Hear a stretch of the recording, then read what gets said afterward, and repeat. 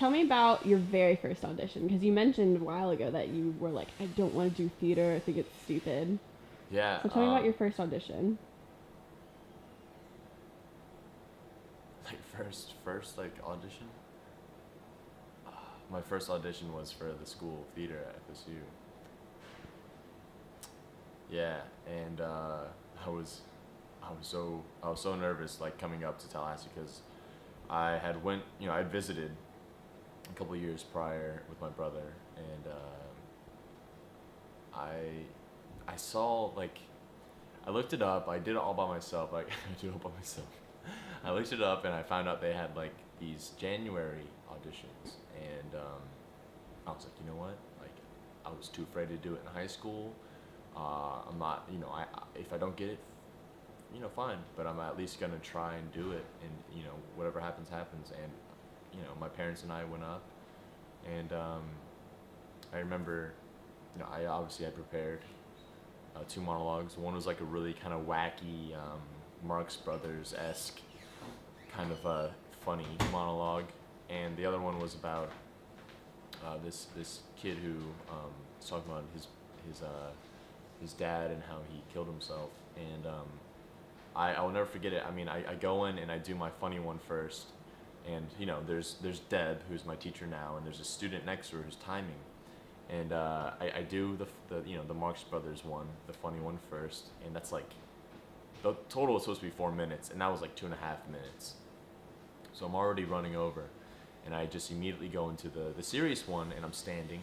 I go in the serious one, and like I get like not even like 30 seconds into it, and the girl just says like, that's time, and I was like, in my head I was like, well, I tried, whatever, and I start to walk out, and Deb's like, wait a second, come back here, and she's like, take a chair and sit down, and I want you to do the second one over again, and I did it, and I just remember,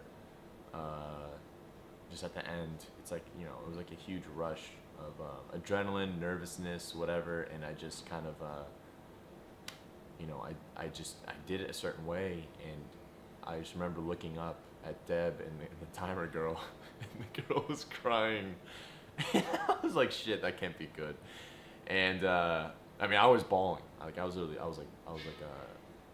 I'm not saying that's good acting is crying, but I just, just the whole situation, I was just like overwhelmed, and just Deb looked at me and goes, thank you, and I left, and I remember going to the bathroom and just like sobbing even more, like a belly sob, and I walked back out, and I walked towards my dad and mom, and like I guess like he thought like I totally bombed because like I was just pale, and I was like like I guess my eyes were red from crying, and he was like, so how'd it go? He was kind of like afraid to ask, and I was like, I honestly didn't know how it went, and I it was like in 30 minutes to an hour for like the callback sheet. My name was on it, and I went back to the callback, and I did the same monologue for them, and they asked me questions after like what I did, da da da, and it seemed like a pretty good response from everyone in the room, and because I didn't have the scores. I'm an awful test taker, and I mean I had like A's and B's in my classes throughout high school, but when it came to the SAT and the ACT, I literally just I couldn't like stop shaking throughout the whole thing. I had to like just leave the room because I was like so nervous, and like I literally I couldn't take the test, and I was like, fuck, I'm not gonna get into school because I don't have these grades. And I got a call like 2 months after, and this is like after when I found out I didn't get into the school itself, FSU, the university, and I was like, I was really bummed, and I was like, oh well, I guess I'm going to TCC, da, da, da, which isn't a bad thing, but to me it was like the end of the world then. And I got a call from Michelle Diamonte, who's an advisor, and I'll never forget it. I was in like my room, and I got a call on my cell phone, and I was just like, are you kidding me? Is this some kind of sick joke? She's like, no, it's not a sick joke. You're accepted. And I was like, wait, what about like, my other things? What about my test scores? I fucking bombed that stuff.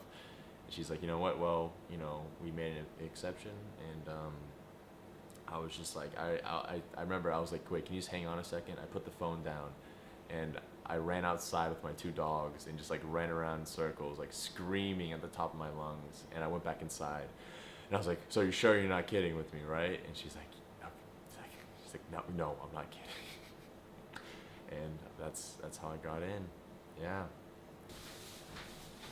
A couple times you've mentioned like anxiety, like it actually in almost all your stories you've mentioned how it affects you. So can you tell me a little bit about that? Yeah. Yeah. I mean, I don't. I guess I've always kind of been anxious.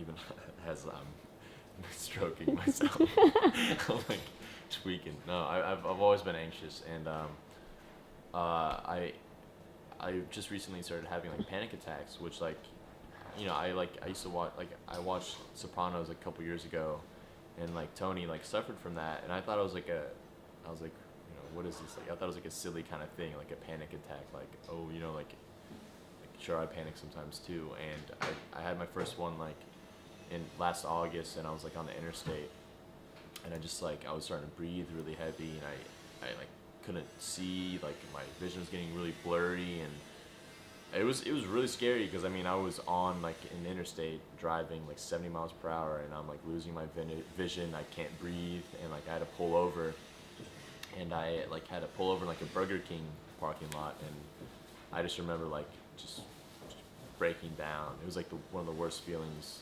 I felt so far. I mean, it just felt like, your chest is caving in. You can't breathe. You can't speak. It's like you feel like you're just gonna die.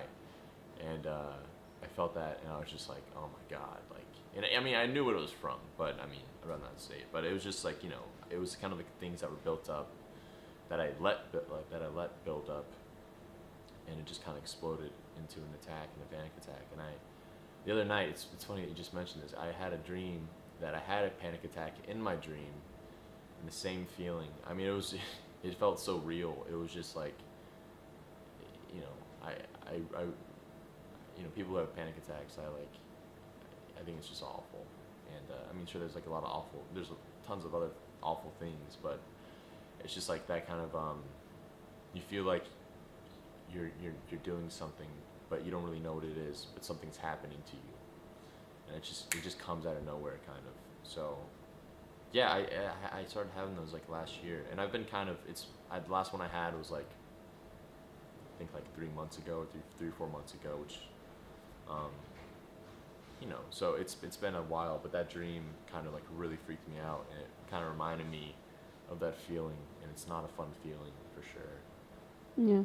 What do you how do you get yourself through it? Like, do you do anything to like prevent them? I try and like meditate and exercise as much as possible. Like a problem with me is like I kind of like fill like my life with too much noise. I wake up, I play a song, I play music. Like I mean, I just love music, so like I never really have like quiet time. I never allow myself for like kind of reflection. And I think that's like a big thing to do with it. If you don't realize what's going on inside, then something, it's just gonna bubble up, and it's gonna explode on you one day. So I just think it's important. Just like I try and like just stay like active, and just try and exercise. I love riding bikes. Like I just go like, I mean I've dealt for like a long time like smoking for like my anxiety, which doesn't really help. I tell myself it helps, but it really doesn't. So I try and use, like biking. I'll go like on a 2 mile bike ride, and just try and like, just clear my head and meditate, clear my head. Yoga is excellent, which is also kind of like a meditation. Going to the beach, just sitting on the beach and just listening to the waves, and like those are some things that definitely help. And I think like being in like a program like the one at FSU, it's so just riddled, and you're just constantly thinking about what's next, and like it's a really shitty thing, because like I think that's the downfall. I mean, I'm trying to talk shit about the program. I think it has great attributes, and also has a lot of faults, but